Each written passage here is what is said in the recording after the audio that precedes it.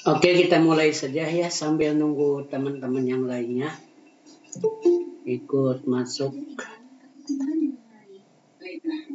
Bismillahirrahmanirrahim. Assalamualaikum warahmatullahi wabarakatuh. Alhamdulillah, bismillah, alhamdulillah, salatu wassalamu ala rasulillah, Sayyidina Muhammad ibn Abdullah, wa ala alihi wa sahbihi wa mawalah, amma ba'du. Qala rabbi shrah li sadri wa yassir li amri wahlul 'uqdatam min lisani yafqahu qawli.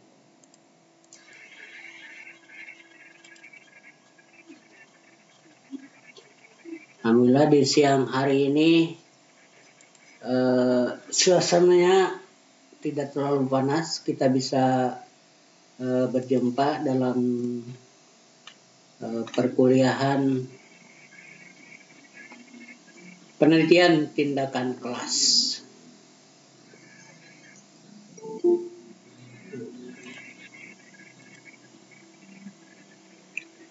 Pada kesempatan ini merupakan tatap muka kedua ya. Setelah kemarin ada tatap muka pertama. Sekarang kita akan membahas dua pembahasan penting berkaitan dengan penelitian tindakan kelas itu, yaitu yang pertama tentang jenis-jenis penelitian tindakan, kemudian yang kedua tentang model-model penelitian tindakan kelas. Mudah-mudahan dapat disampaikan semuanya pada kesempatan ini. Oke, kalau sekedar review saja bahwa PTK itu merupakan sebuah aktivitas penelitian yang dilakukan dalam rangka memperbaiki, kemudian merubah, meningkatkan, kemudian merubah proses pembelajaran dari yang menjadi lebih baik. Itu adalah penelitian tindakan kelas. Kemudian dalam prosesnya seperti pernah dijelaskan pada pertemuan pertama bahwa salah satu syarat dari PTK itu harus terjadi perbaikan, kemudian harus terjadi peningkatan, dan harus terjadi perubahan. Nah, dalam implementasinya nanti PTK itu ada berbagai jenis. Kemudian model yang akan kita gunakan dalam penelitian tindakan kelas pun ada berbagai macam model. Jadi kita bisa memilih model apa yang paling cocok untuk diterapkan dalam penelitian PTK kita. Dan agar menjadi berkah kegiatan ini, marilah kita awali dengan bacaan basmalah. Bismillahirrahmanirrahim. Oke, berkaitan dengan jenis-jenis penelitian tindakan. Jadi di sini saya mengambil pendapatnya dari Chain yang diterbitkan bukunya pada tahun 1990. Dia menyatakan bahwa ada 4 jenis penelitian tindakan kelas. Yang pertama, penelitian tindakan kelas dengan jenis diagnostik. Terbalik ya nulisnya ya, diagnostik itu seharusnya diagnostik. Seperti halnya seorang dokter gitu kan, untuk mendiagnosa gitu kan. Nah, ada jenis penelitian yang bersifat diagnostik ini penting. Nanti di antara jenis itu Anda mau menggunakan jenis yang mana dalam penelitian ini. Kemudian yang kedua, ada lagi jenis penelitian yang disebut dengan jenis penelitian tindakan kelas jenis partisipan. Partisipan nanti seperti apa. Kemudian ada jenis penelitian tindakan kelas empiris. Dan yang keempat, menurut Chain ini, ada jenis penelitian tindakan kelas eksperimental. Ini kata eksperimental ini kita dengar juga dalam jenis penelitian jenis kuantitatif, model atau metode eksperimental. Kita nanti lihat apakah sama atau tidak jenis eksperimental ini dengan pada PTK dengan pada penelitian kuantitatif biasa.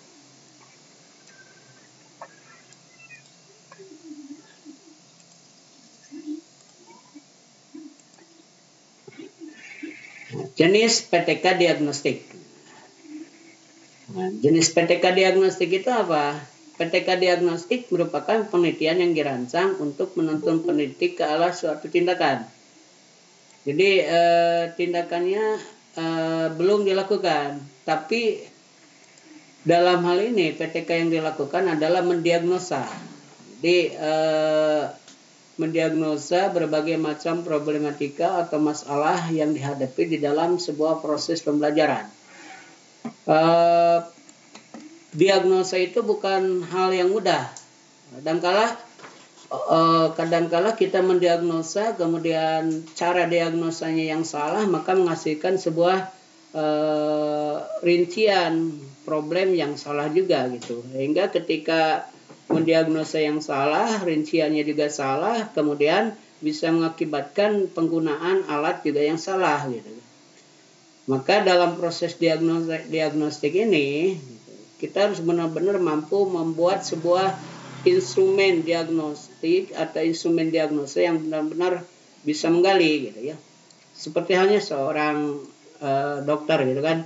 Kita ingin menggali permasalahan atau berbagai macam problem yang terjadi di sekolah. Nah, kadangkala problematika yang terjadi di dalam proses pembelajaran itu lebih susah dicari karena diantara misalkan kita nanya ke siswa, kadangkala ketidakterusterangan siswa untuk menjelaskan apa adanya itu tidak terbuka dan sebagainya. Kadangkala terjadi seperti ini. Kadangkala dalam sebuah proses pembelajaran itu kondisi kejiwaan, kondisi fisik itu sangat berpengaruh gitu kan. Sehingga ketika kita ingin melihat misalkan melakukan sebuah tes kepada siswa, misalkan seorang siswa yang di kelasnya termasuk orang yang pandai gitu. Pasti nilainya kan bagus-bagus gitu. Tapi ketika ujian itu diberikan pada saat si siswa itu sedang sakit, mungkin akan berbeda hasilnya. Atau pada saat misalkan kita menguji siswa anak SMA, sementara ujian itu diberikan sehari setelah dia diputusin sama pacarnya, maka hasilnya akan berbeda pula. Maka dalam hal ini untuk mendiagnosa sebuah problematika kita harus benar-benar memahami bukan hanya sekedar instrumennya, tapi kondisi psikologis anak juga harus dipahami. Memberikan tes matematika di jam 2 siang itu hasilnya akan berbeda ketika kita memberikan tes matematika di jam 8 pagi. Jelas kan gitu ya. Kuliah di pagi hari itu hasilnya akan berbeda tingkat penyerapan mahasiswa dengan kuliah yang di siang hari. Apalagi kalau misalkan dari pagi dia si mahasiswa itu ikut kuliah gitu. Misalkan satu hari dia mengikuti 6 mata kuliah. Walaupun dalam kenyataannya mungkin saja bisa terjadi si mahasiswa itu mampu, ya mungkin karena dia tidak terbiasa. Tapi bagi yang belum terbiasa itu jadi problematika. Nah, itu mendiagnosa itu harus benar-benar sampai kepada hal yang spesifik dari ininya. Jadi kalau kita mau melakukan penelitian tentang PTK tentang problematika, jenis PTK kita ini disebutnya PTK diagnostik. Jadi nanti tindakan yang akan diberikan apa gitu. Kemudian dalam hal ini peneliti mendiagnosa atau memasuki situasi yang terdapat di dalam latar penelitian. Jadi biasanya ini dilakukan Anda ketika mau melakukan PTK. Misalnya mahasiswa kan tidak mengajar. Kalau misalkan seorang guru sudah mampu memahami gitu kan. Nah, ketika mau mencari problematika, misalkan apa yang dihadapi oleh siswa, misalkan ketika dia belajar tentang Asmaul Husna atau sifat-sifat terpuji Allah, sifat-sifat mulia bagi Allah, tingkat hafalannya berarti kan kita harus masuk ke latar penelitian. Jadi kita harus masuk ke kelas, kemudian kita memberikan tes. Nah, pemberian tes tidak sembarangan kadangkala gitu kan. Yang pertama, ketika kita memberikan tes kepada siswa itu banyak sekali pertimbangan. tingkat keberhasilan sebuah penelitian yang benar-benar apa adanya atau real itu bisa dicapai kalau misalkan partisipan atau peserta dari yang diteliti itu merupakan benar-benar mereka memberikan apa adanya gitu. Bisa saja Anda memberikan tes. Ini yang sering dihadapi para peneliti ya. Sehingga kualitas penelitiannya kurang. Dia datang ke sekolah, kemudian memberikan tes kepada siswa. Nah, ketika siswa diberikan sebuah tes, pasti tarangna kerung. Ngapain sih saya harus ngisi, gitu kan? Apa untungnya buat saya dan sebagainya. Berbeda kalau yang ngasih ujiannya gurunya, gitu kan. Sekarang ujian, ketika kata guru seperti itu ya pasti ngomong, kok kenapa ujian saja kan gitu. Apalagi kita orang luar. Orang luar pasti akan lebih tantangannya lebih berat. Makanya dianjurkan sebelum kita melakukan sebuah ujian ya minimal kita memberikan semacam diseminasi atau pemberitahuan mengarahkan kepada siswa supaya dia bersemangat dalam mengisi instrumen atau soal yang kita berikan ini. Jangan ujuk-ujuk masuk kelas, anak-anak saya lagi penelitian mohon diisi tesnya. Apalagi itu tes pemahaman. Diberikan siang hari, di mana anak seharusnya pulang dia harus ngisi tes. Insya Allah jawabannya tidak akan maksimal dan tidak menunjukkan realita yang sebenarnya. Maka kalau terjadi seperti itu, kita sebagai peneliti harus memiliki strategi juga. Misalnya, oke, anak-anak sekarang silakan isi, nanti yang nilainya paling terbesar itu akan saya kasih hadiah, misalkan pulsa atau apa. Maka si anak pasti akan berlomba dengan semangat. Seperti itu ya. Jadi mendiagnosa sebuah penyakit itu bukan hal yang mudah. Demikian pula ketika Anda mau mencari masalah atau menemukan masalah dalam proses pembelajaran dan Anda datang ke kelas, itu tidak sembarangan. Apalagi kalau misalkan Anda bukan guru di sekolah itu. Makanya dianjurkan kalau misalkan PTK itu di sekolah tempat Anda mengajar, gitu, bagi guru, gitu, bukan di sekolah yang lain. Kecuali kalau memang Anda sudah benar-benar dekat dengan siswanya mau dengan ikhlas menjawab instrumen yang Anda berikan sehingga tidak ada informasi yang salah. Kita kalau misalkan mendapatkan membuat sebuah diagnosa terhadap sesuatu misalkan, mungkin saja informasi yang diberikan oleh sumber data itu merupakan informasi yang palsu atau yang bohong. Kamu suka ya sama dia? Oh enggak Pak, padahal sebetulnya dia suka, bahkan sudah pacaran. Maka kita jadi repot kan gitu, mendapatkan informasi yang salah. Maka inilah tantangan bagi seorang peneliti kalau kita ingin membuat sebuah penelitian itu benar-benar bermakna. Masalahnya PTK ini bukan hanya sekedar sebuah penelitian biasa, tapi PTK ini adalah sebuah penelitian yang mana nanti akan dirasakan langsung oleh siswa, yang akan dirasakan langsung oleh guru, yang akan langsung dampaknya dirasakan oleh sekolah. Berbeda kalau penelitian biasa seperti pernah dijelaskan bahwa dampaknya tidak secara langsung, tapi prosesnya melalui generalisasi atau penerapan hasil penelitian yang sudah ada dicoba diterapkan baru kerasa. Kalau PTK kan langsung gitu ya. PTK kita menemukan masalah yang langsung dihadapi oleh siswa. Kemudian kita juga mencari solusi yang yang dapat menyelesaikan masalah siswa yang benar yang kita tanya. Kemudian diterapkan dan hasilnya pun langsung diraih oleh siswa. Itulah PTK. Jadi memang untuk diagnosanya itu sangat Nah, contohnya di sini ya, peneliti berupaya menangani masalah perselisihan, gitu ya, pertengkaran atau konflik yang dilakukan antar siswa yang terdapat di suatu sekolah atau suatu kelas. Itu kan bukan hal yang mudah, gitu ya. Kita masa harus tahu dulu harus ada ini ya. Kita teliti dulu, ini ada yang bertengkar atau enggak dan sebagainya, atau problem-problem yang dihadapi oleh siswa gitu kan ya. setiap jam 10 dia selalu keluar gitu dari kelas gitu. Kemudian ke toilet. Nah, itu perlu tahu informasi itu dari mana. Nah, ini metode PTK diagnostik ini memang untuk peneliti sekelas di luar guru agak susah untuk menggalinya karena problematika itu kadang-kala berubah, ya.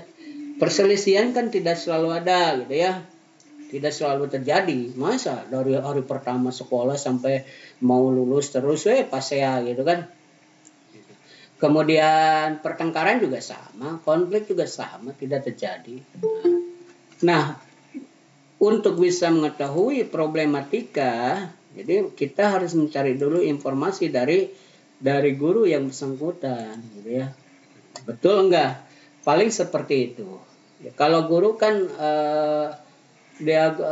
PTK diagnostik sangat memungkinkan karena guru punya catatan perkembangan siswa sehari-hari. Kita kan baru mengajarnya berapa hari, baru masuk pun untuk penelitian. Jadi kalau mau melakukan jenis PTK diagnostik, ya minimal Anda sudah ngajar dulu, ikut ngajar gitu ya, magang dulu selama 1 atau 2 bulan, hingga minimal kita punya informasi terkait dengan problematika kasus pertengkaran, apa istilahnya kemalasan, kemudian konflik yang terjadi di dalam kelas ataupun antar kelas. Nah, ini jenis PTK diagnostik ya.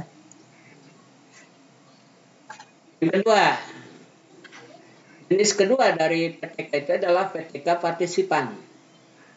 Nah, partisipan itu adalah jenis PTK ini apabila orang yang akan melaksanakan penelitian terlibat langsung dalam proses penelitian sejak awal sampai hasil penelitian berupa laporan. Nah, ini yang sering dilakukan oleh mahasiswa dalam membuat sebuah karya ilmiah dengan jenis PTK. Jadi, si mahasiswa menjadi partisipan dalam sebuah penelitian. Kemudian, dengan sejak perencanaan penelitian, peneliti senantiasa terlibat. Selanjutnya, peneliti juga memantau, mencatat, mengumpulkan data, menganalisis data, serta berakhir dengan melaporkan hasil penelitian. Nah, PTK partisipan juga dapat dilakukan di sekolah seperti halnya contoh di atas. Hanya saja di sini peneliti dituntut keterlibatan secara langsung terus-menerus sejak awal sampai akhir penelitian. Nah, ini kalau misalkan Anda sebagai peneliti dalam jenis PTK, maka ini bisa sangat memungkinkan melakukan penelitian partisipan. Ya, partisipan. Jadi siswa dengan Anda sebagai peneliti menjadi bagian dalam sebuah penelitiannya. Jadi Anda mengajar, siswa menjadi peserta belajarnya dan sebagainya. Terus penerapannya dan sebagainya. Nah, ini yang sering dilakukan dalam penelitian PTK pada umumnya. Ini lebih mudah. Problematikanya ya kita cari dulu apa problem yang akan diselesaikan dengan PTK-nya itu. Kemudian dari awal perencanaan dan sebagainya, Anda mencatat perkembangan, mencatat nilai, kemudian menganalisis dan sebagainya, Anda selesaikan sampai akhirnya Anda juga yang ikut melaporkan. Ini jenis PTK partisipan. Jadi ini sangat memungkinkan bagi para mahasiswa yang akan menyusun karya tulis ilmiahnya atau skripsinya dalam bentuk PTK. Yang ketiga jenis PTK-nya yaitu PTK empiris. PTK empiris ini apabila peneliti berupaya melaksanakan suatu tindakan atau aksi dan membukakan apa yang dilakukan dan apa yang terjadi selama aksi berlangsung.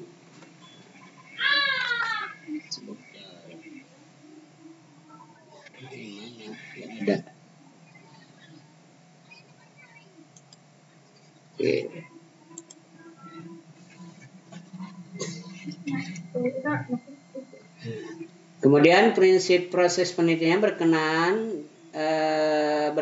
dengan penyimpanan catatan, pengumpulan pengalaman peneliti dalam pekerjaan sehari-hari.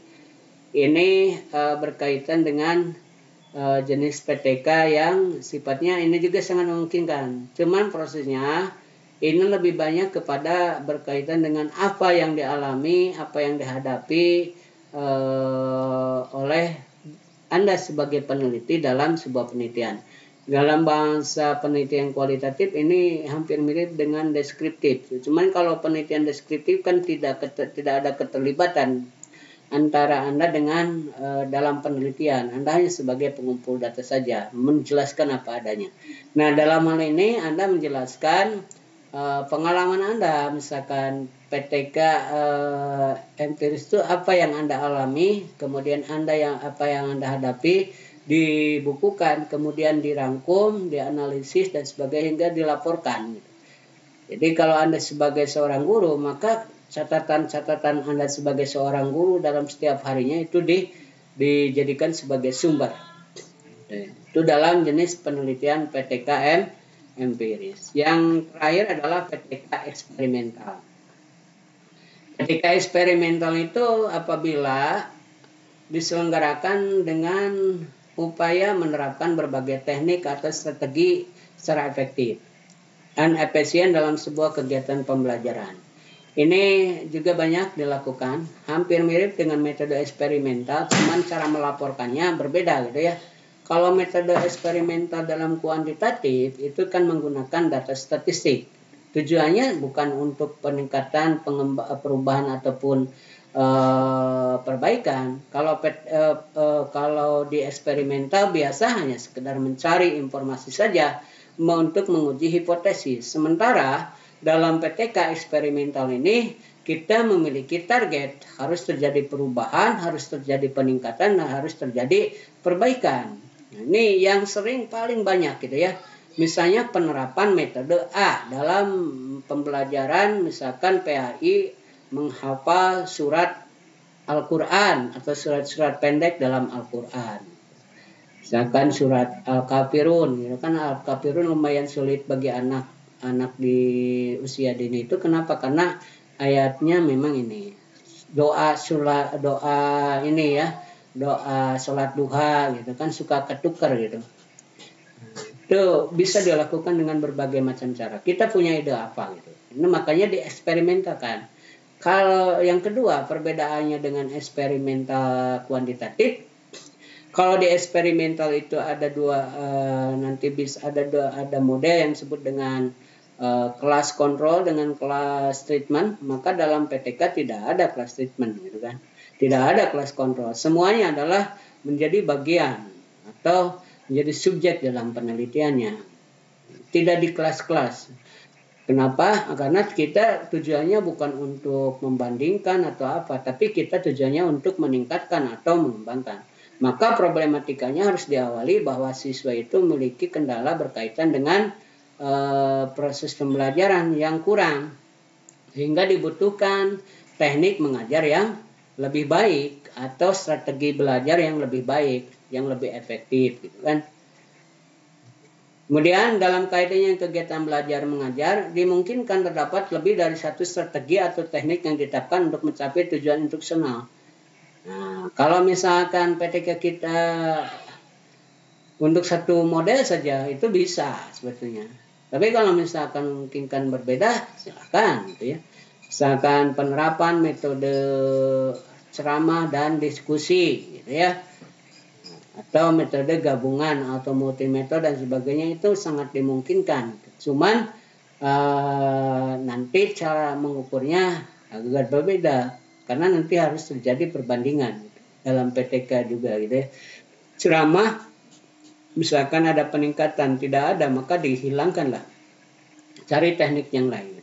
Jadi dalam satu siklus misalkan kita menggunakan, hati-hati ya, ketika misalkan kita PTK ditemukan masalah, kemudian kita memiliki solusi, diterapkanlah gitu. Baru siklus pertama misalkan siswa prestasinya bukan meningkat tapi malah menurun, maka kita harus benar-benar bekerja keras untuk menganalisis, mengevaluasi apa kekurangannya. Kalau kekurangannya di siswa itu kemampuan siswa, kita harus menggali secara psikologis problematikanya kenapa. Kalau misalkan kekurangannya di cara mengajar, maka kita harus mencoba memodifikasi. Nanti kita akan jelaskan bagaimana mengembangkan desain pembelajaran gitu kan. Dalam PTK sebetulnya desainnya sederhana, tapi dalam prakteknya tidak sesederhana apa yang dibayangkan gitu. Tapi juga membutuhkan pengembangan, modifikasi, sehingga apa yang kita harapkan terjadi peningkatan, perubahan dan perbaikan itu bisa terwujud. Tujuannya ke sana aja di PTK itu. Jadi peningkatan, perubahan dan perbaikan. Kalau misalkan memang metodenya tidak cocok, maka harus diganti itu. Di siklus pertama, udah Pak, saya dengan kita ngobrol dengan gurunya, Pak, kayaknya ini tidak akan berhasil metode ini. Kita ganti dengan metode yang lain. Maka otomatis PTK-nya diganti itu judul apa istilahnya metodenya. Maka berpengaruh terhadap judulnya juga. Ini itu beratnya ya. Kemudian dengan diterapkannya PTK ini diharapkan peneliti dapat menemukan cara mana yang paling efektif dalam rangka mencapai tujuan pengajaran. Tujuan dari metode jenis PTK eksperimental itu outputnya adalah atau outcome-nya menemukan model.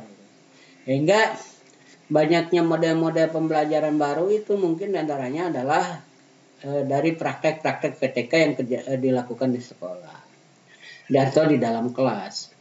Apakah PTK itu model itu harus berdasarkan teori? Selain seperti itu, mungkin ada beberapa model yang sudah sudah menjadi sesuatu yang diakui secara umum.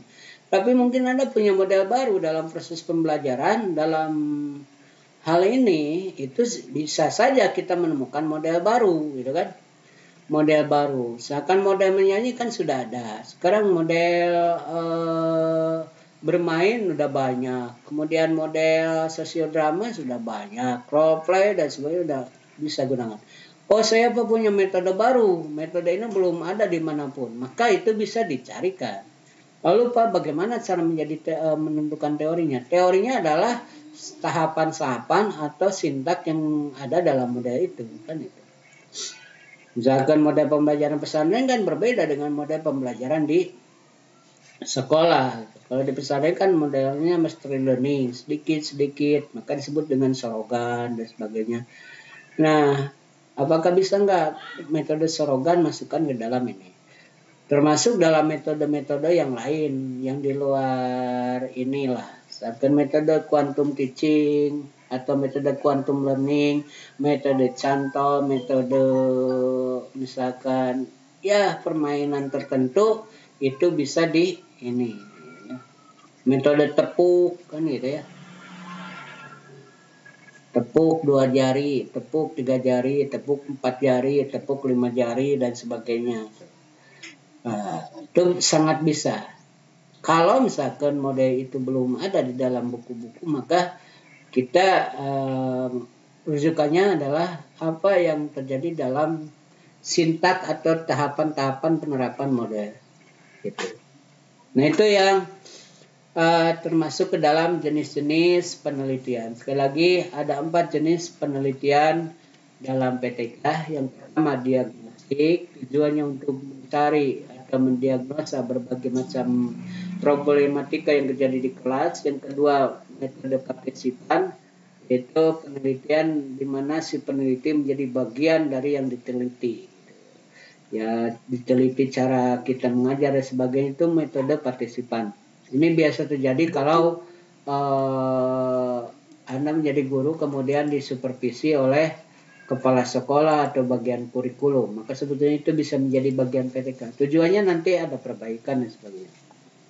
Dan ada empiris, di mana PTK-nya hanya bertujuan untuk membukukan, menjelaskan, atau membuat sebuah catatan-catatan yang dialami oleh guru. Yang terakhir adalah metode eksperimental. Metode eksperimental menerapkan atau menentukan atau mengimplementasikan sebuah metode atau teknik mengajar yang efektif, efisien, sehingga terjadi perubahan, perbaikan, dan peningkatan proses belajar mengajar di kelas. Ini jenis-jenis ya, menurut Shane. Sekarang model prosedur PTK.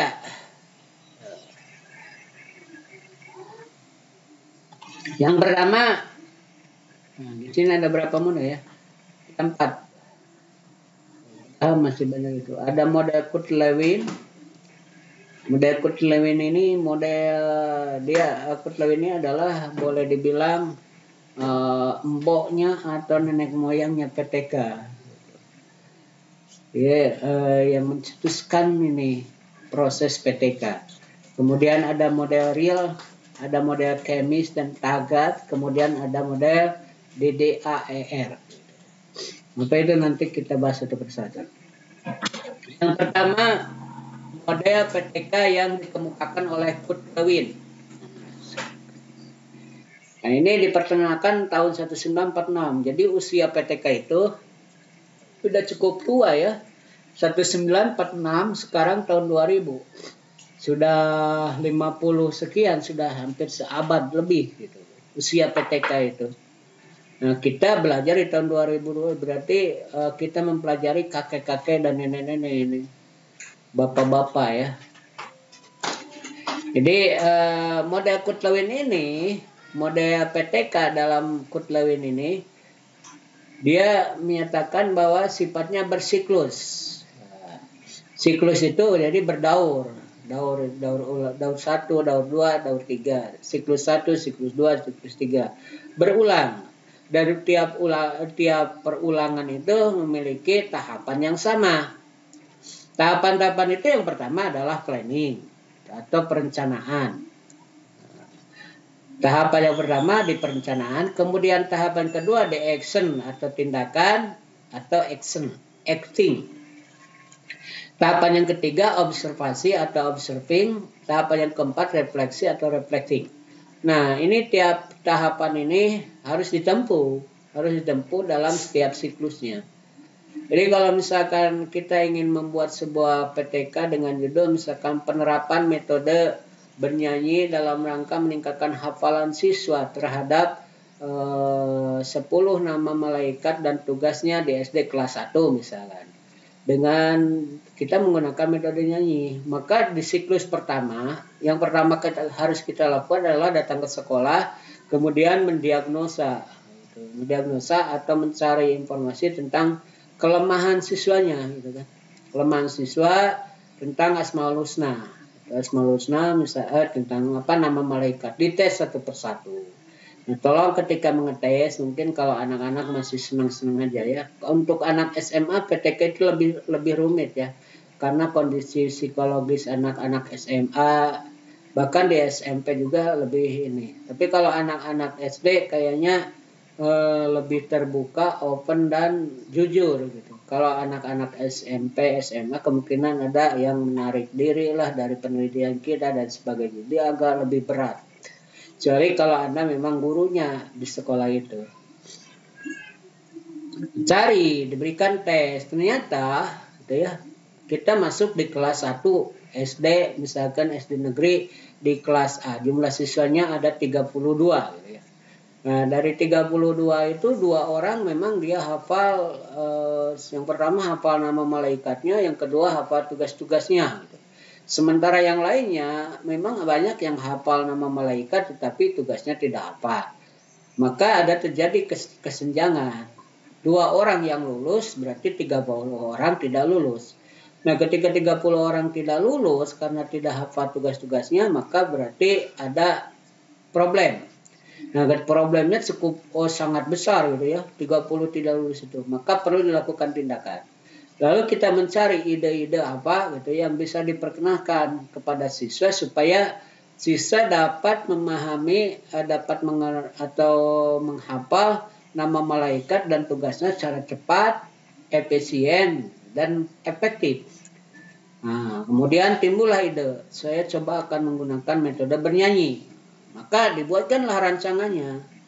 Rancangan metode bernyanyinya itu nanti seperti apa, kan tidak sembarangan gitu ya. Ada yang pertama bernyanyi dipimpin oleh Anda. Nah, ini harus hati-hati. Kalau Anda tidak pintar nyanyi, nanti diketawain sama anak-anak. Akhirnya bukan efektif, malah ribut kan. Jangan mau ikutan nyanyi bersama Anda, malah nutup telinga semuanya. Makanya ketika Anda nyanyi, ya ini suara Anda harus benar-benar merdu, enak didengar. Hingga anak terbuai dan mau. Gitu. Kalau tidak gimana, Pak? Saya kan suaranya jelek, cempreng gitu. Kalau nyanyi itu orang cenderung, wah seperti mendengar suara pesawat terbang mau turun gitu kan. Ya bisa pakai kaset atau Anda rekam teman Anda yang suaranya bagus gitu kan. Kemudian suruh diikuti, bagikan MP3-nya ke WA grup. Kemudian anak-anak suruh menghafal. Tuh, nanti tesnya biasa ditanya lagi. Itu ya tesnya, misalkan malaikat Jibril tugasnya apa, malaikat ini tugasnya apa, malaikat itu tugasnya di siklus pertama kan gitu ya, siklus yang paling sederhana gitu kan. Nah dari 32 orang itu ya saya 2 orang yang hafal, ternyata setelah mereka 1 minggu belajar menghafal lagu, ketika ditanya dia mampu menjawab. Ada 5 orang yang mampu menjawab dan lulus gitu kan. Nah, berarti kan ada peningkatan. Kalau terjadi misalkan dengan metode bernyanyi, misalkan yang asalnya lulus ketika dites jadi tidak lulus, wah ini ada sesuatu yang salah ini. Mungkin nyanyi Anda tidak enak gitu ya. Atau nyanyian Anda membuat anak-anak hilang akalnya, hilang ingatannya dan sebagainya, itu berbahaya. Maka harus direncanakan nanti direfleksi itu diganti jangan menyanyi gitu, karena suara saya itu membuat anak jadi hilang ingatan atau apa. Nah ternyata lulus, maka terjadi peningkatan, cuman peningkatannya kan tidak signifikan gitu kan. Nah, rencananya dibuat, kemudian diterapkan, diajarkan nyanyi, dinilai, diobservasi, hasilnya ada peningkatan. Yang asalnya 2 orang yang lulus, sekarang tambah 5 orang, jadi ada 7 orang. 7/32 ada peningkatan. Cuman peningkatannya ini. Maka pada proses refleksi dapat disimpulkan, 1, PTK-nya harus dilanjutkan ke tahap 2. Gitu ya, karena targetnya tidak tercapai, belum tercapai lah. Tahap 2, supaya jangan mengulang proses pembelajaran yang terjadi di siklus pertama, ini kan membuat anak bosan. Nyanyinya gitu lagi kan anak bosan. Diberikanlah modifikasi lagunya. Ya, modifikasi lagu, misalkan yang asalnya tanpa musik, sekarang pakai musik. Kirimkan lagi MP3-nya, bagikan kepada anak. Kemudian Anda yang biasanya pakai suara, sekarang ditambah lagi Anda mengajarnya dengan menggunakan laptop plus ini, sehingga si anak bisa melihat di slide gitu, lihat artisnya gitu kan, kemudian ada musiknya, ada ininya, ada gerakannya dan sebagainya. Itu kayaknya lebih menarik, nanti proses pembelajarannya lebih serius, anak lebih tertarik dan sebagainya. Nah, pada proses kedua ternyata berhasil. Yang lulus yang asalnya di siklus pertama 5 orang, pada siklus kedua setelah diberikan tes itu yang lulusnya ada 15 orang. Berarti 7 ditambah 15 itu ada kurang lebih 23 orang. Nah, pada saat 23 berbanding 32, berarti sudah lebih dari setengahnya, lebih dari 50%. Anda tinggal memutuskan. Sebetulnya proses PTK pada tahap kedua itu sudah selesai. Kenapa? Karena target sudah tercapai. Tapi kalau Anda masih kurang puas, pokoknya Pak saya masih belum puas. Saya ingin siswa itu 100% hafal. Maka direfleksinya bisa dipilih penelitian ditutup karena target sudah tercapai, atau penelitian dilanjutkan. Kenapa? Karena untuk mencapai 100% tingkat kelulusan. Nah, kalau dilanjutkan berarti ada apa yang di perencanaannya, RPP-nya itu ya harus dimodifikasi lagi, lebih menarik lagi. Kalau kemarin cuma siklus pertama cuma lagu tanpa musik, kemudian yang kedua ada lagu plus musik plus tayangan, yang ketiga kita coba lagu plus musik plus tayangan plus gerakan. Itu Jadi, nah itu yang disebut dengan modifikasi prosedur. Ya, sehingga ketika diterapkan metode yang terakhir ini ternyata berhasil sekali anak yang asalnya tidak hafal menjadi hafal karena dia juga ikut interaktif. Biasanya kan anak-anak yang di depan lebih cepat hafal ketimbang anak yang belakang. Yang di belakang gak susah ini. Akhirnya dibuatlah brainstorming dengan melakukan senam asmaul, senam 10 malaikat atau tarian 10 malaikat. Hingga nanti hafal, gitu kan? Nah, ketika terjadi beres 100% lulus, berarti PTK Anda benar-benar manjur itu. Ya, sebetulnya di siklus 2 saja sudah selesai. Kita di siklus 2 sudah selesai karena lebih dari 23 itu sudah bagus berbanding 32. Gitu ya. Jadi ada beberapa orang, ada 11 orang yang tidak lulus nggak masalah. Tapi kalau Anda ingin tingkatkan, naik ke siklus 3. Itulah prosesnya dalam model Kut-Lewin. Nah, model Kut-Lewin ini kemudian dibahasakan dengan konsep yang berbeda oleh Ernest T. Stringer. Dengan bahasanya menjadi perencanaan planning, kemudian pelaksanaan bukan acting tapi implementing. Kemudian yang ketiga menjadi evaluating. Implementing, ada evaluating. Jadi cuma 3 dikolaborasikan. Jadi dalam proses acting dan observing itu ada di proses implementing. Sementara refleksi dalam bahasa Ernest itu adalah evaluating. Nah, gambarnya seperti ini dalam satu siklusnya.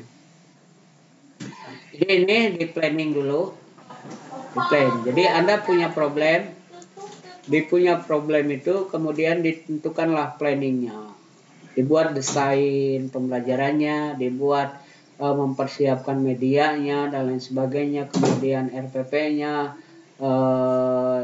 strategi mengajar dan sebagainya. Di sini ada di tahapan planning. Kemudian baru di acting itu diterapkan. Ini di siklus 1 ya, diterapkan pada siklus 1. Kemudian diberikan diobservasi hasilnya. Nah, observing ini nanti pada 2 sisi. Yang pertama observasi pada siswa, yang kedua observasi pada guru. Observasi pada siswa mungkin bisa berbagai macam. Gitu ya. Kita inginkan bukan hanya melihat perkembangan kognisinya saja, kemampuan menghafalnya, tapi juga kita ingin melihat sikapnya, maka bisa menggunakan instrumen yang lain. Kalau untuk mengetahui hafalan kan tinggal tes hafalan. Kalau ingin mengetahui sikap, nanti kita buatkan instrumen sikapnya, misalkan keseriusan, antusias dan sebagainya. Nah, lembar ini nanti diberikan kepada observer atau guru kelas yang ada di kelas mengikuti proses pembelajaran yang kita pimpin, kemudian di input oleh dia, gitu kan. Nah, ini pada proses observasinya. Nah, yang lain nanti dia refleksi. Pada guru apa yang kurangnya, pada siswa apa yang kurangnya, pada perilaku siswa apa yang kurangnya. Dari sini nanti melahirkan beres siklus pertama, melahirkan planning baru. Planning baru ini nanti ada RPP baru, desain baru, strategi baru dan sebagainya. Sudah disiapkan untuk siklus kedua. Sampai siklus ketiga. Gitu. Paling banyak mohon untuk 3 siklus saja, walaupun dalam kenyataannya tidak ada ketentuan 3 siklus saja. Tapi untuk pembelajaran, materi pembelajaran, penerapan strategi saya sarankan paling banyak 3 siklus. Kalau misalkan perilaku bisa lebih dari 3 siklus. Kalau tujuannya adalah diagnostik atau tujuannya untuk mendiagnosa perubahan perilaku, bisa gitu kan lebih dari 3 siklus. Karena itu tidak mempengaruhi proses pencapaian materi belajar. Ini model yang digambarkan oleh si Kut-Lewin. Di prosedurnya nanti kita lakukan persiapan. Jadi persiapan ini dilakukan sebelum tindakan dilakukan. Jadi harus ada persiapan dulu. Tidak semerta-merta Anda langsung ke sekolah langsung menerapkan. Tidak, perlu persiapan. Persiapan yang dilakukan dengan menetapkan entry behavior. Jadi misalkan perilakunya, kemudian kebiasaan dan sebagainya yang terjadi di kelas. Kita harus mengetahui lebih dalam. Dari mana informasi ini dapat? Jadi kita harus ngobrol dengan gurunya. Jadi kalau misalkan kita materi Asmaul Husna kan materinya materi PAI, berarti kudu ngobrol dengan materi PAI-nya. Kalau di madrasah kan Asmaul 10 malaikat ada di mata pelajaran akidah akhlak. Berarti kita harus ngobrol dengan guru akidah akhlaknya. Bu, gimana anaknya kalau dia belajar, kemudian ibu kalau ngajar pakai metode apa dan sebagainya. Jangan sampai kita mengulangi apa yang biasa dilakukan oleh guru. Kita kan untuk PTK itu menemukan cara baru. Jadi guru metodenya ceramah, kita PTK-nya metode ceramah lagi. Nah, jadi nanti ada sesuatu yang ini, gitu kan.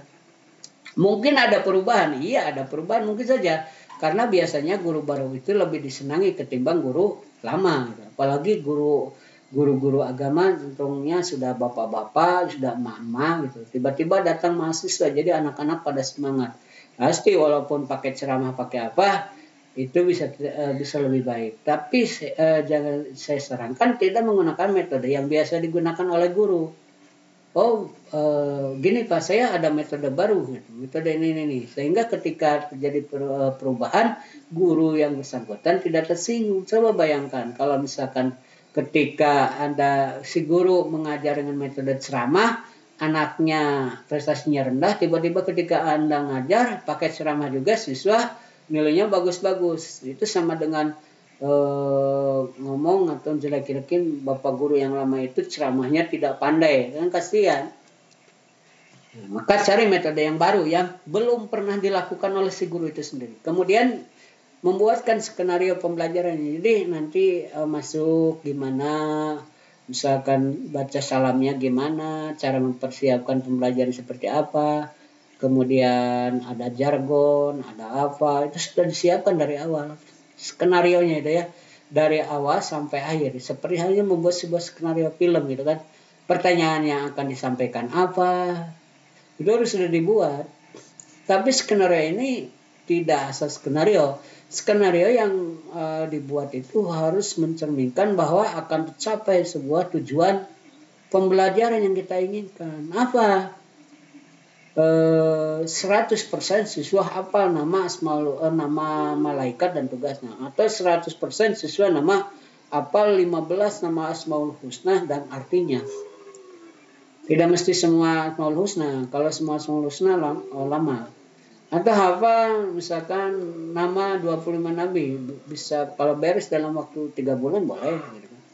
Karena kebetulan banyak lagunya itu kan. Biasanya rata-rata mereka yang ngajuin nama-nama itu menggunakan lagu. Jadi paling gampang katanya menghafal nama itu adalah dengan lagu. Saya kurang tahu kenapa gitu. Sehingga dibuatkan lagu-lagu gitu. Dan metode itu sebenarnya metode klasik gitu. Ulama-ulama terdahulu kan suka bikin nadom. Ada kitab jurumiyah, susah dihafalin, dibuatkanlah nadomnya kan gitu. Cuman bedanya kalau dulu-dulu itu membuat nadom supaya lebih paham. Kalau sekarang dibuat lagu-lagu itu supaya hafal. Gitu. Tapi tingkat pemahaman juga memang mempengaruhi tingkat pemahaman. Itu. Jadi kalau lagunya yang benar-benar pas, gitu kan. Jangan lagunya kemana-kemana, jadi susah dipahami oleh siswanya. Dan penerapan metode lagu juga ini harus dilihat secara psikologis. Pas enggak, misalkan di SMA. Kalau anak SMA itu diberikan lagu-lagu, apalagi lagu-lagunya lagu anak, itu bisa berabe. Jadi tidak kondusif nanti kelasnya. Berbeda kalau misalkan Anda ngajar di kelas pramuka, kelas paskibra, biasanya suka ada yel-yel dan lagu-lagu gitu.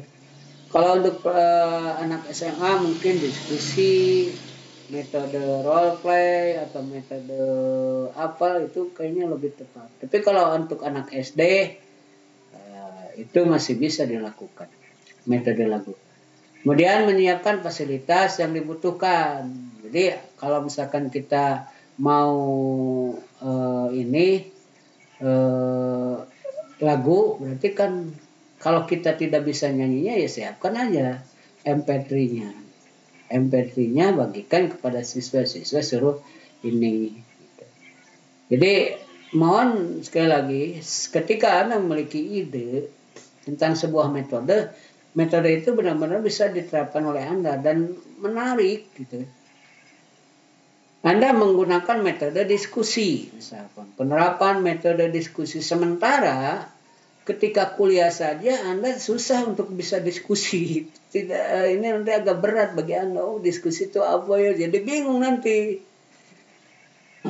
Anda tidak bisa memimpin diskusi, tidak bisa mengarahkan diskusi. Nah, itu akan berat nanti.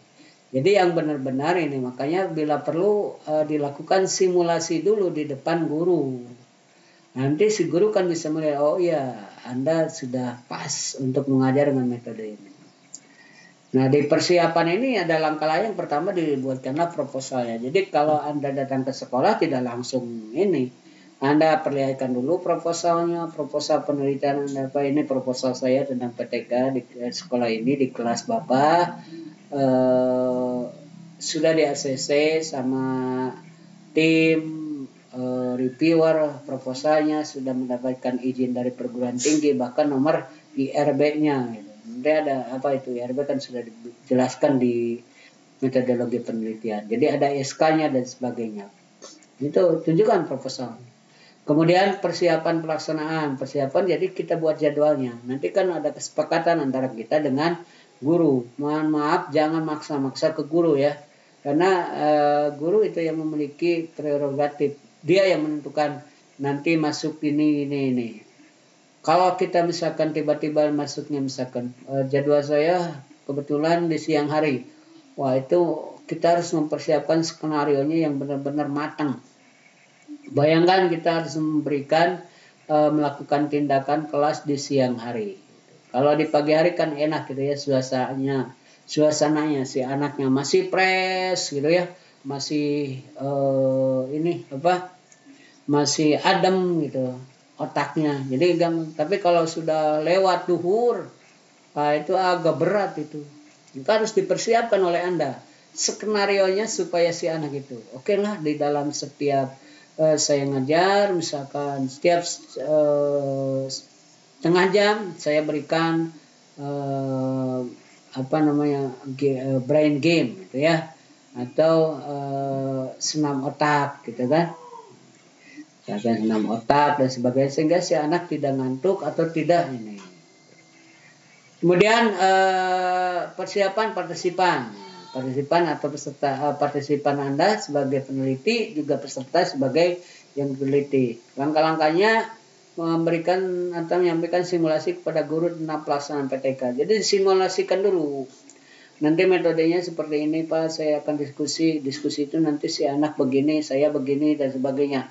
Itu disimulasikan sebaiknya di depan guru.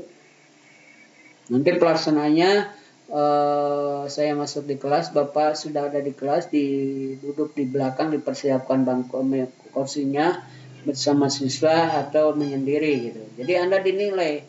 Kemudian lembar penilaian saya mengajar sudah dibuatkan berdasarkan aturan yang berlaku. Kemudian ini PowerPoint-nya dan sebagainya itu sudah dikonsultasikan. Jadi seperti hanya Anda PPL. Kalau PPL kan tujuannya hanya sekedar kita pengabdian. Nah, untuk PTK ini tujuannya harus ada target, di mana kita ikut memajukan, merubah dan memperbaiki nilai siswa.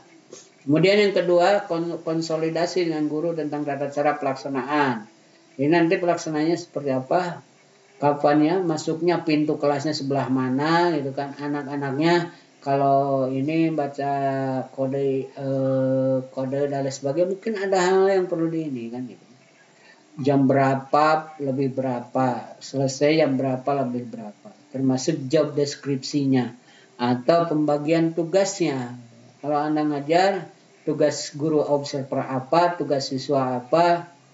Nah itu kalau misalkan fasilitas yang dapat digunakan, milik sekolah yang dapat digunakan apa saja, itu kan perlu koordinasi dan perlu konsolidasi. Kemudian baru menyusun instrumen. Instrumen itu harus dipersiapkan ya. dipersiapkan untuk siklus persiapan pertama, misalkan nanti yang akan ditanyakannya apa, yang akan diobservasinya apa. Maka dalam PTK ini nanti ada yang disebut dengan LO atau yang disebut dengan lembar observasi. Lembar observasi ini nanti ada observasi kehadiran siswa, ada observasi keaktifan siswa, ada observasi peningkatan prestasi siswa, gitu kan?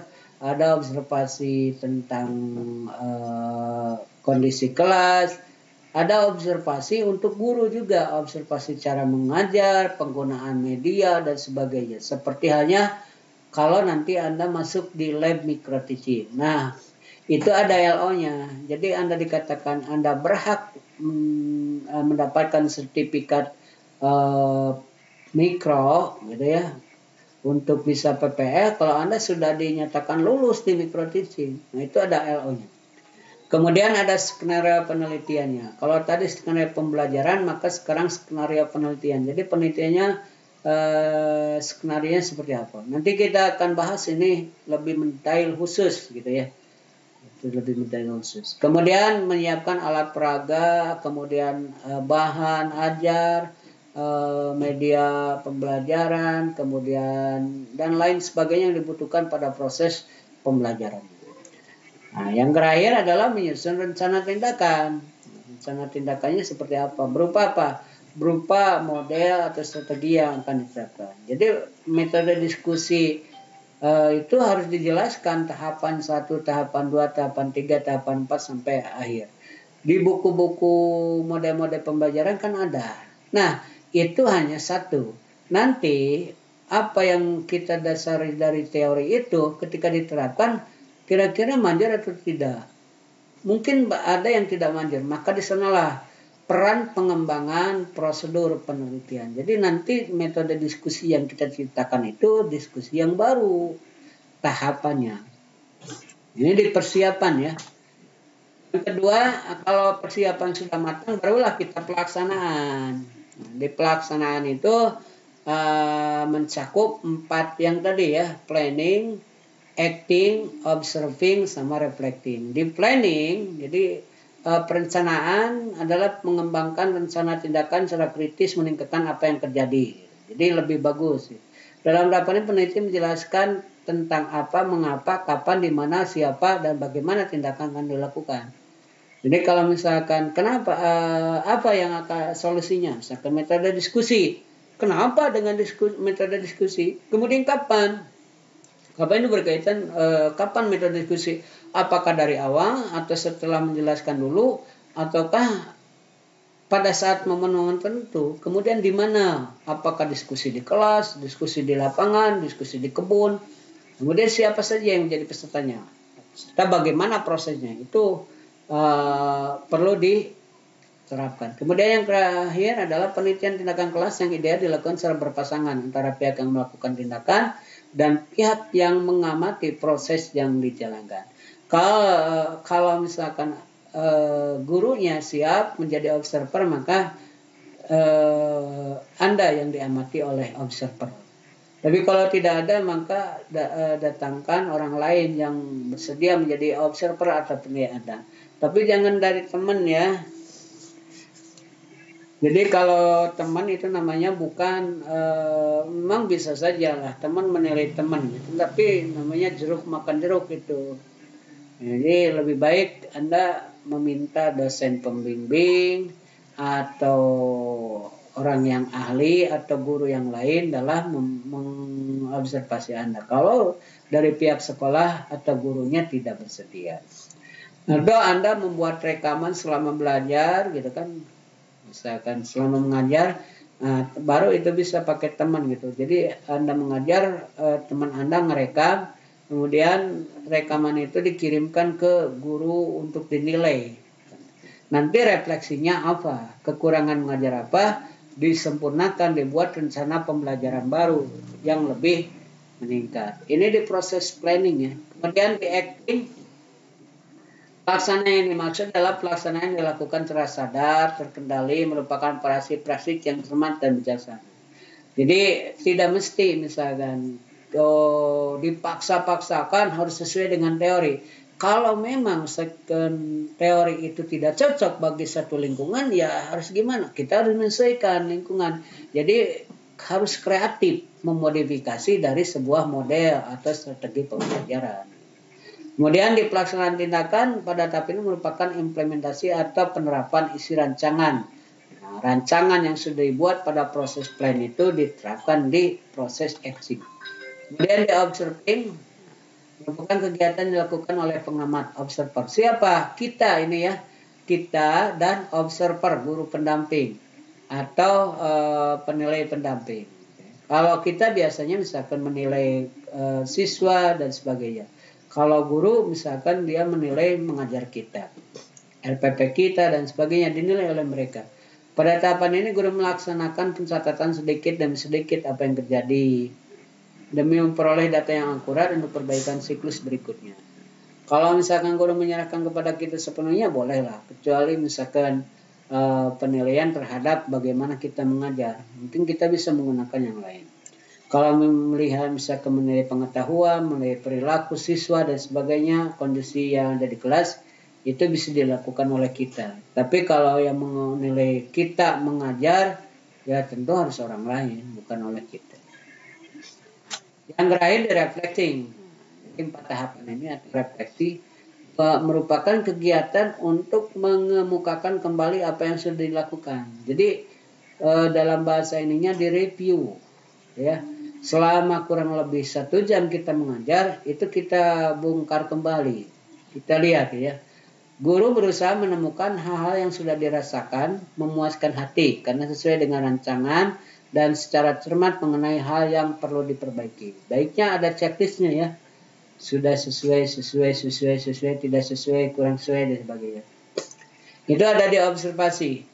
Biasanya kalau di sekolah ada lembar supervisi mengajar. Kemudian jika peneliti tindakan dilakukan melalui beberapa siklus, maka refleksi terakhir. Peneliti menyampaikan yang disarankan kepada peneliti lain apabila menghentikan kegiatannya, dan kepada resident apabila melanjutkan dalam kesepahamannya. Nih, pada setiap proses siklus kan ada refleksi. Kalau kita mau melanjutkan ke siklus kedua, maka kita refleksi itu ditujukan kepada kita. Saya harus perbaiki RPP-nya dengan apa? Saya harus memperbaiki strateginya dengan apa? Saya harus memperbaiki format penilaiannya dengan apa? Saya harus memperbaiki ini, cara mengajar saya dengan ini, dan sebagainya. Tapi kalau misalkan setelah siklus 2 beres, maka refleksi itu isinya bukan untuk kita, tapi untuk peneliti yang akan datang. Seperti itu. Inilah 4 tahapan. Konsepnya si Kurt Lewin, gitu ya, Kurt Lewin dalam proses PTK. Jadi 4 tahapan ini ada dalam setiap siklusnya dan tidak berubah-ubah. Untuk Kurt Lewin, sudah hampir jam 2 lagi ini. Ada yang mau ditanyakan sebelum nanti kita lanjutkan dengan model real? Paham ya? Kurt Lewin. Jadi Kurt Lewin itu sederhana. Ini yang banyak digunakan ya. Yang pertama planning, kemudian acting, observing, sama reflecting dalam satu siklusnya. Dalam setiap siklus itu ada 4 tahapan. Siklus keduanya juga sama.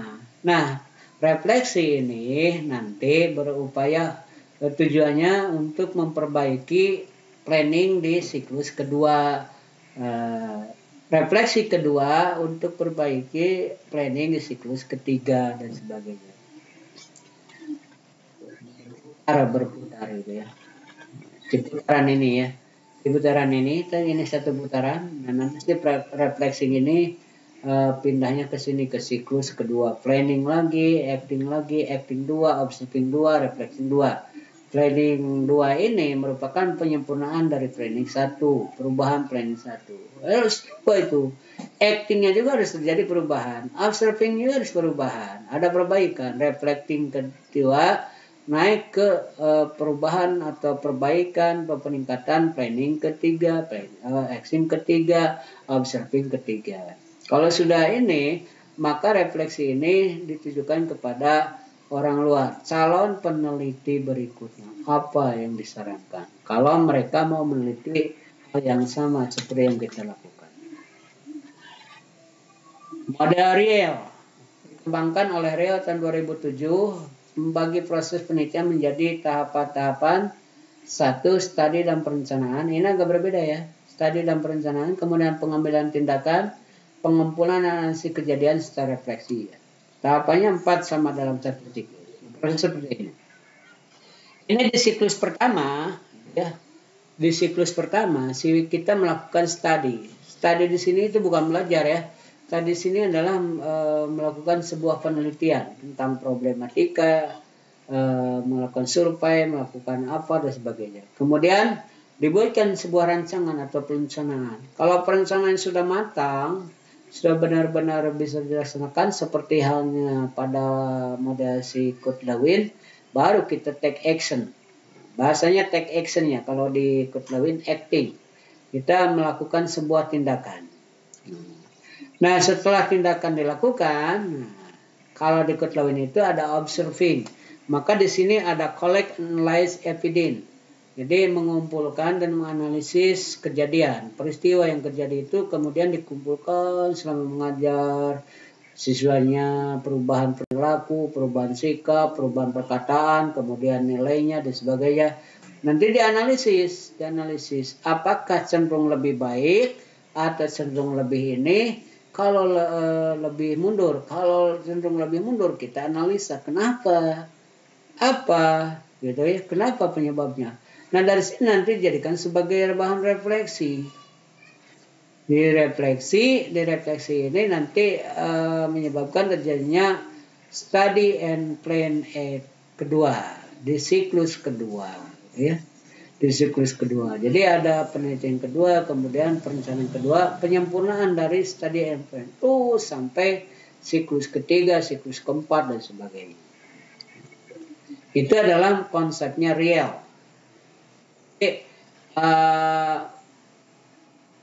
Untuk mengatasi masalah diperlukan studi dan perencanaan. Masalah ditemukan berdasarkan pengalaman empiris ditemukan sehari-hari. Maka biasanya untuk itu kita harus magang dulu sebaiknya, gitu ya, sebelum PTK dilakukan. Magang dulu, ngajar dulu sebagainya, baru nanti kita menemukan masalah. Jangan bawa masalah dari kampus, apalagi tebak-tebak. Misalkan gini, kita menganggap bahwa siswa itu buat masalah bahwa hafalan siswa di SDA kelas 1 itu kurang misalkan. Kemudian diuji cobakan, ternyata lulus semua. Itu kan akhirnya ribet juga itu. Masalah yang sudah di ACC ternyata harus dirubah. Nah, jadi kalau Anda mau mengajukan proposal penelitian jenis PTK, itu Anda harus magang dulu di sekolah. Baru nanti ketemu masalahnya. Oh ini si anak kita ini di sekolah ini kelemahannya di bidang hafalan tentang apa gitu. Misalkan menghafal fardu wudu itu susah. Maka saya punya ide ini menggunakan misalkan metode simulasi, metode senam atau apa. Buatlah senam wudu di Karangbagian. Diajukanlah proposalnya untuk di ACC nanti. Kemudian setelah masalah teridentifikasi, direncanakan tindakan yang sesuai. Harus sesuai ya. Harus strateginya itu harus sesuai dengan apa yang ini. Sehingga dalam bahasa yang lain efektif, efisien gitu. Mengatasi permasalahan dan mampu dilaksanakan oleh peneliti. Jadi bukan oleh orang lain, tapi oleh si peneliti. Jadi kapasitas mampu ini bisa menggunakan alat atau apa gitu kan. Makanya kalau Anda tidak senang ngajar, tidak bisa ngomong dan apa, untuk PTK ini agak sulit. Karena PTK itu bagi mereka yang memiliki jiwa guru, mampu menggali problematika, mampu memiliki ide penyelesaian masalah dan mampu menerapkannya. Dan karena di PTK itu ya harus ngajar. Kemudian perangkat yang mendukung tindakan seperti media, RPP disiapkan pada tahap perencanaan. Seperti tadi ya. Jadi sebelum kita ini sudah siap semuanya. Setelah perencanaan selesai disiapkan tahap berikutnya pelaksanaan. Take action. Setelah dilakukan tindakan, kemudian mengumpulkan semua data, informasi kejadian yang ditemui, dan menganalisisnya. Hasil analisis kemudian dipelajari, dievaluasi, ditanggapi dengan rencana tindakan lanjutan untuk menyelesaikan masalah yang ada. Masih tersisa ada berbagai problematika, maka problematika itulah yang kita arahkan. Putaran tindakan ini berlangsung terus-menerus sampai masalah yang dihadapi oleh siswa itu atau dalam proses belajar mengajar dapat terselesaikan. Dua dulu. Sebenarnya masih banyak. Ada modelnya Kemis, kemudian ada modelnya John Eliot, ada modelnya McKernan, ada modelnya Ebert Hawking, kemudian ada model DDAER. Sampai dua ini. Yang pertama model Kurt-Lewin dan prosedurnya, yang kedua model Real dan prosedurnya. Kira-kira di sebelah mana yang kurang dipahami atau perlu ditanyakan? Sebab nanti pada pelaksananya apa yang bagus yang mana? Yang bagus itu adalah yang sesuai dengan yang terjadi di lapangan dan Anda mampu melaksanakan. Apakah mau Kurt-Lewin? Boleh. Kalau saya mau Kurt-Lewin saja. Yang jelas kita tahu prosedur dan tahapannya. Apakah pas saya mau Real? Boleh, silahkan aja. Jadi bisa nggak Kurt-Lewin dengan Real dua-duanya? Nah, ini agak berat. Jadi kalau mau dikolaborasikan nanti bahasanya ada kolaborasi atau modifikasi dua model menjadi satu. Tuh. Oke, silakan. Saya sampai jam 2:10. Ini ada waktu 20 menit. Untuk yang jawab, yang kurang dimengerti silakan tanyakan. Jangan sampai nanti ketika beres sekarang seperti mengerti, tapi ketika beres malah bingung. Oke, silakan, ada yang mau ditanyakan?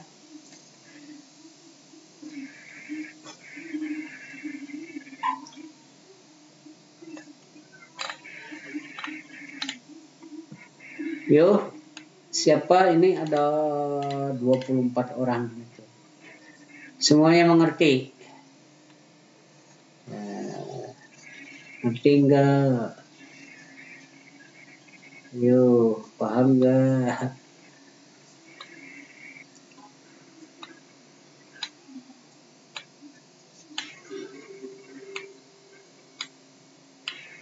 Oke, kalau tidak ada yang bertanya, saya anggap semuanya paham, gitu ya.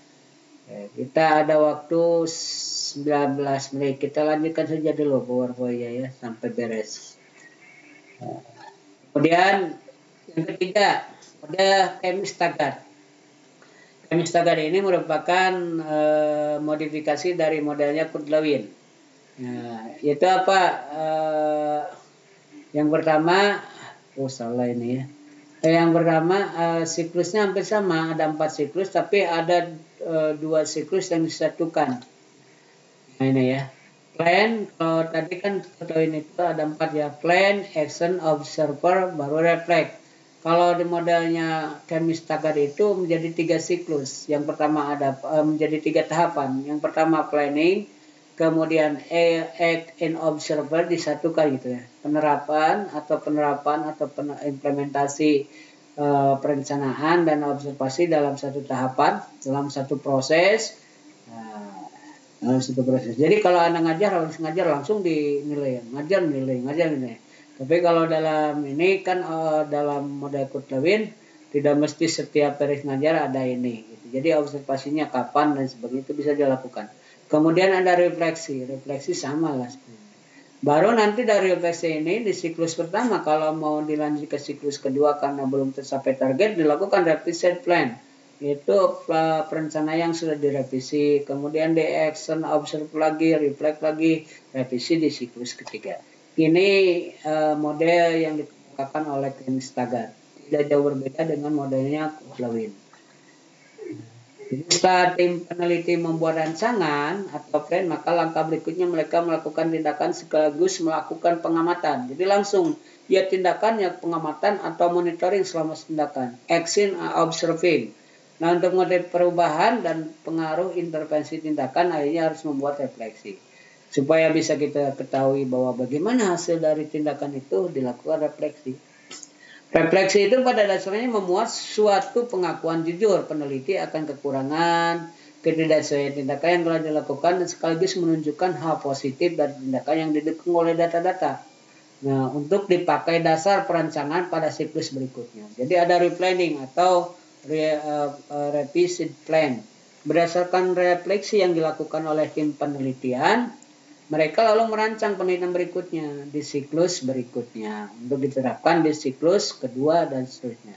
Itu modelnya Chemnitz Taggart. Kemudian model John Elliott. Model John Elliott ini merupakan pengembangan lebih lanjut dari model Kutlawen.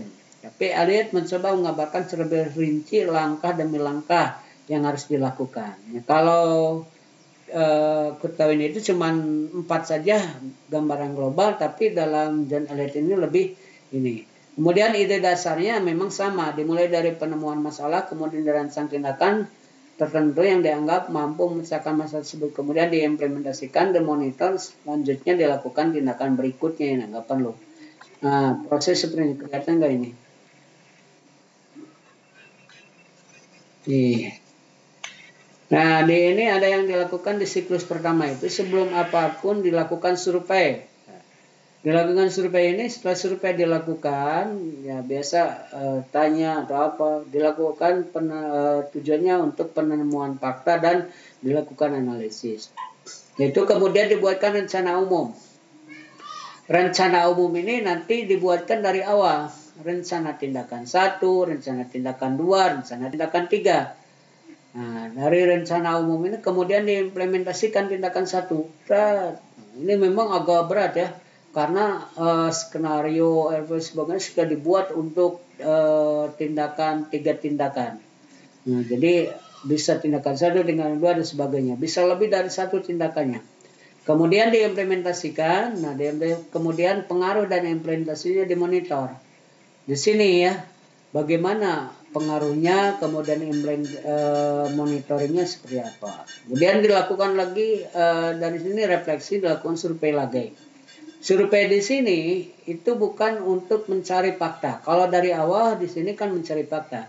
Di sini survei itu survei terhadap hasil. Jadi menjelaskan kegagalan, implementasi dan efek dari rencana 1. Penerapan rencana 1, 2 dan 3. Kemudian dilakukan revisi ide utama. Nah, di sini ide utamanya ada di sini kan. Nah, sekarang direvisi ide utama itu, dibuatlah rencana lagi. Kalau ini rencana umum, kemudian ada rencana yang sudah dirubah. Ada tindakan 1 dirubah, penyempurnaannya, tindakan penyempurnaan tindakan 2, penyempurnaan tindakan 3. Kemudian diimplementasikan terus berulang sampai berapa siklus. Ini model yang dikemukakan oleh modelnya John Elliott. Kemudian modelnya McKernan. McKernan perlu perhatikan modelnya adalah bahwa setiap daur tindakan ada selalu dievaluasi untuk melihat hasil tindakan apakah tujuan permasalahan penelitian dapat tercapai. Kemudian jika tindakan yang diberikan sudah dapat memecahkan masalah, maka penelitian dapat diakhiri. Jika tidak, dilanjutkan ke daur berikutnya seperti ini. Ini dari awalnya nih ya, ingat ini ya, diidentifikasi masalah, kemudian dilakukan penilaian kebutuhan, apa saja yang dibutuhkan untuk ini. Kemudian hipotesis ide, nah, nanti ada hipotesis, ada juga nanti hipotesis. Kemudian tindakan 1, dicari implikasi tindakan 1, dievaluasi, dibuat hasil. Hasil ini nanti menjadi dasar perubahan redefinisi permasalahan, didaur ulang kedua atau didaur di siklus kedua. Penilaian lagi dan sebagainya. Kemudian penetapan hasil dijadikan sebagai dasar. Apakah perlu perbaikan atau tidak? Apakah perlu siklus kedua atau tidak? Ini modelnya McKernan. Yang terakhir adalah model Ebert atau modelnya Hawking. Menunjukkan bentuk alur kegiatan penelitian dimulai dengan pemikiran awal. Ini agak ini ya, pemikiran awal. Di mana di Hawking ini ada yang disebut dengan reconnaissance. Reconnaissance aku kegiatan diskusi, negosiasi, menyelidiki, kemudian mengakses kemungkinan, kendala, termasuk seluruh analisis yang dilakukan. Gambaran seperti ini. Jadi awalnya dari pemikiran awal.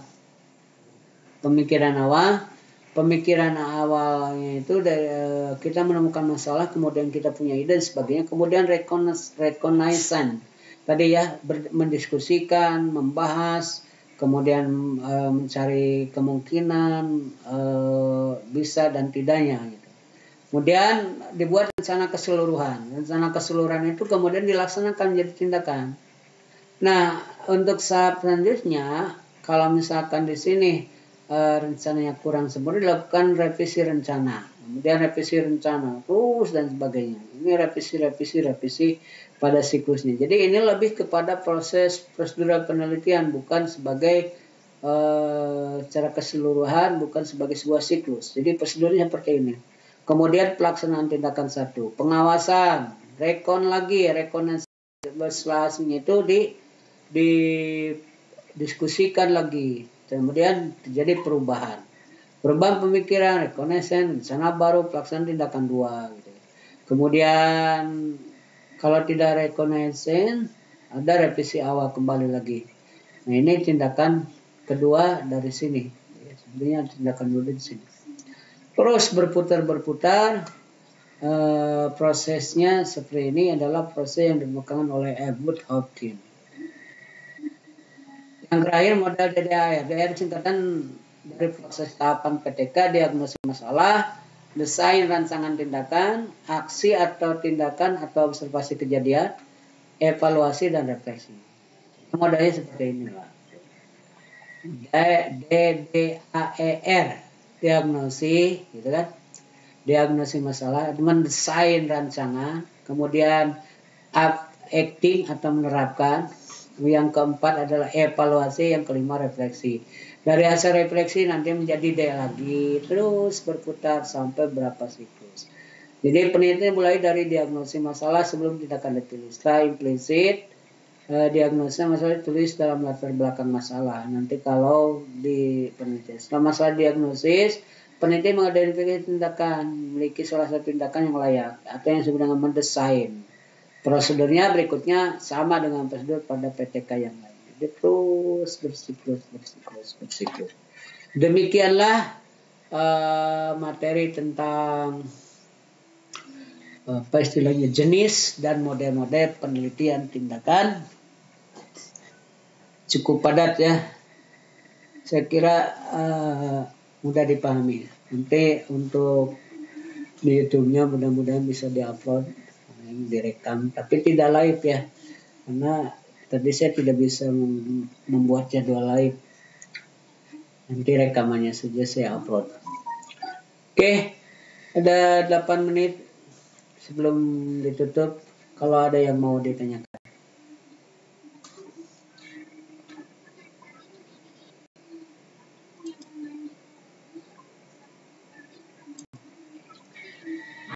Oke, ada yang mau ditanyakan? Tidak ada.